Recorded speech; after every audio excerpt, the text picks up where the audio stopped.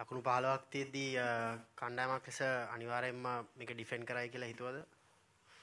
ඔව් මොකද අපි මම හිතන්නේ ටූර්නමන්ට් එන්න කලින් අපේ බෝලර්ස් ගැන තමයි හුඟක් බලාපොරොත්තුෙන් හිටියේ.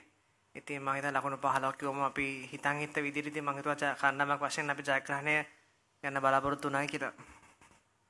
අපි පිටිකරණය ගැන කතා කරොත් නැවතත් අපේ මැද පෙළ පොඩක් අසාර්ථක වුණා ස්පිනර්ස්ලා හමුවේ.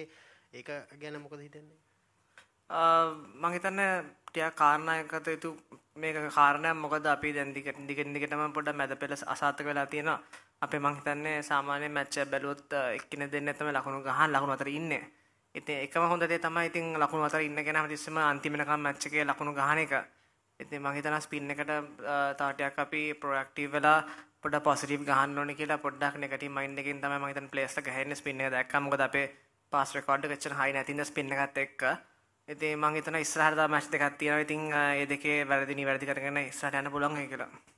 අපි ගිය මාසේ ශ්‍රී ලංකාවේදී සවුත් ආෆ්‍රිකා එක්ක ඒගොල්ලෝ ඉතාමත් පහසුවෙන් ජයග්‍රහණය කරා. නමුත් අද මැච් එක අන්තිම පන්දුවාරයේදී තමයි ඩිසයිඩ් වුනේ. ඉතින් එෆර්ට් එක ගැන කතා කරොත් කණ්ඩායමේ 142ක් ඩිෆෙන්ඩ් කරද්දී ඇත්තටම අපි හිතන් හිටියේ තමයි විකට් 135ක් තමයි ටාගට් එක තියෙන්න ඕනි කියලා. ඉතින් මම හිතනවා බැටින් ඩිපාර්ට්මන්ට් එකෙන් අපි කොච්චර ෆේල් වුණාද උඩ කට්ටිය මම හිතන්නේ 145ක් ගහලා 145ක් ගහලා ඒකෝන ටාගට් එක දුන්නාන් පස්සේ ඒක අපි ඩිෆෙන්ඩ් කරන් ගියා හොඳට.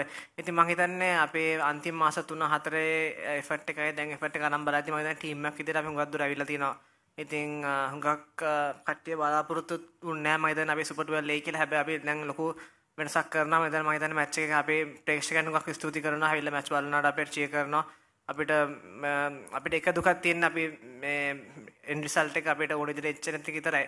මම හිතන්නේ ටීම් එකක් විදිහට අරන් බැලුවොත් එහෙම අපි දැන් දිගින් දිගටම හොඳ දේවල් කරන් යන හින්දා අපි හොඳ මට්ටමක ඉන්නවා. ඒක වැඩි අපි හොඳ ටීම් එකක් තරඟ ජයග්‍රහණය කරන්න දැන් ලෑස්ති වෙන්න ඕනේ. If you could speak a little about Pathum Nissanka's innings, that was very crucial on a pitch that was not offering much to the batters. There was very low bounce also. Yeah, we knew. See, when we came to Sharjah, we knew that from the past few games, Sharjah was not that great to bat, except for the game that we played against Bangladesh. That was a very true wicket.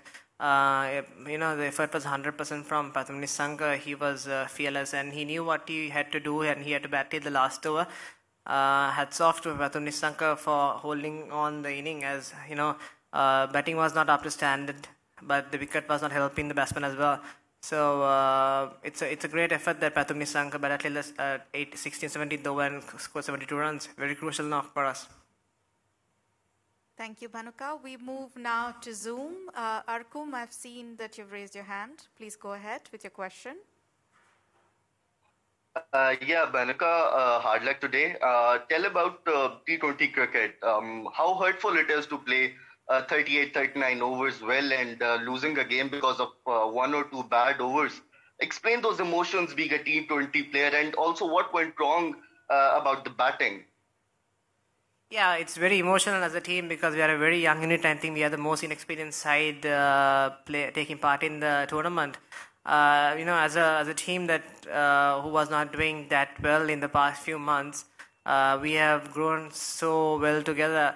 It's very emotional again, but hats off and credit goes to Mila, as you know, he's a world-class finisher and we know what he could do. I think it's just, match cost us in the last few balls and no hard feelings and, it's just Lahiri was trying his level best to get those Yorkers in, but, it's a lot of pressure bowling to a world-class player. But I think it's a learning curve for us and we will come back strong.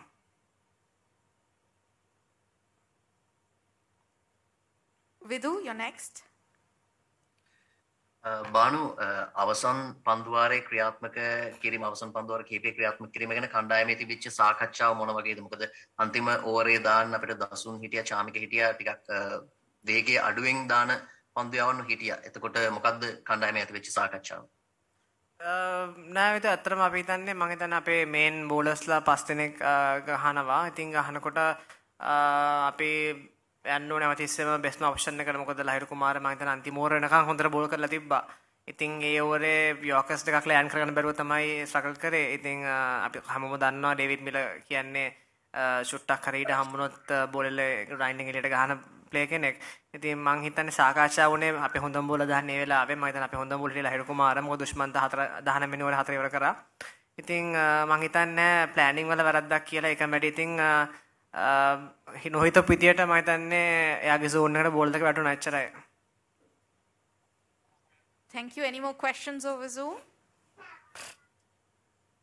Okay, I don't see any, so thank you so much. That's it from us.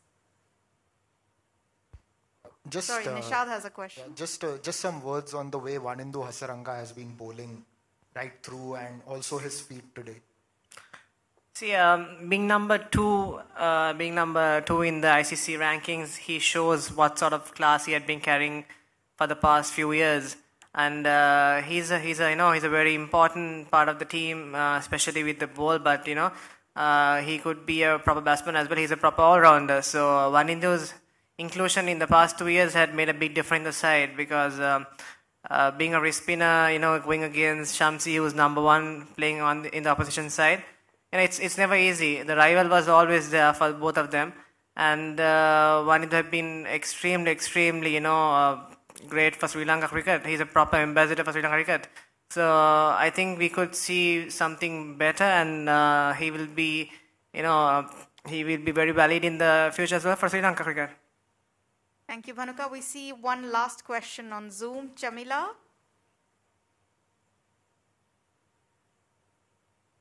Bhanuka, විශේෂයෙන්ම දැන් තරඟ දෙකක් පෙරදිලා මේ තරඟ වටේ තරඟ දෙකක් පාරදිනවා කියන්නේ අවසන් පූර්ව තරඟ අවස්ථාව සාමාන්‍යයෙන් කල්ප අවස්ථාවකදී නමුත් කිසියම් කණ්ඩායම් අතර තියෙන තරඟකාරීත්වය අනුව අපිට තවමත් මේ අවස්ථාවේ ගිලිහිලා නැහැ. සාමාන්‍යයෙන් රටේ ජනතා විශේෂම ක්‍රීඩාවට ඇලුම් කරන පිරිස කැමති අප ශ්‍රී ලංකාවේ ඉදිරි ගමන ගැන කොයි වගේ අවස්ථාවක් තියෙන කියලා පොඩ්ඩක් ඒ ගැන පොඩි විස්තරයක් කරොත් බලන්න.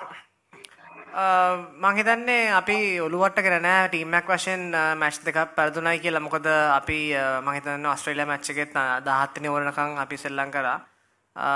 මේ මැච් එකෙත් අන්තිම බෝල දෙක තියෙත් තමයි මැච් එක පෙරදුනේ. ඉතින් මං හිතනවා ඉදිරියේදී ඇද්දි net run rate එක බලපායි කියලා. මොකද අද ඕස්ට්‍රේලියා ඉංග්ලන්ඩ් මැච් එකක් ගහනවා. ඉතින් ඒකෙන් අනිවාර්යයෙන් එක ටීම් එක පෙරදුනන් පස්සේ එතන ටීම් එකෙන් ටීම්ස් තුනක් පොයින්ට්ස් 4 ගානේ නවතිනවා. ඉතින් මං හිතන්නේ අපිට ලොකු අවස්ථාවක් තියෙනවා අපි ඊළඟ තරඟ දෙකේ හොඳට කරොත්. මොකද කරත් කියන අනිවාර්යෙන් අපි කළ යුතුයි. මං හිතන්නේ ටීම් එකක් වශයෙන් අපි සෑහෙන දුර ඇවිල්ලා තියෙන අන්තිම මාස 6-7. ඉතින් මං හිතන්නේ ප්‍රේක්ෂකයන් අපිට දක්වන සහයෝගය ඉතාමත් වැදගත්. අපිට හුඟක් පොසිටිව් කමෙන්ට්ස් තියෙනවා. මැච් බාන්න ඇවිල්ලා හුඟක් කට්ටිය සපෝට් කරන එකම අපිට හුඟක් ටීම් එකක් වශයෙන් ඇත්තටම හරි ඉමෝෂනලි දුකයි. අපිට ඒගොල්ලන් වෙනුවෙන් මැච් එක දිනවන්න බැරි වෙච්ච එක ගැන. මොකද අපිට තියෙන සහයෝගය හුඟක් වැදගත්.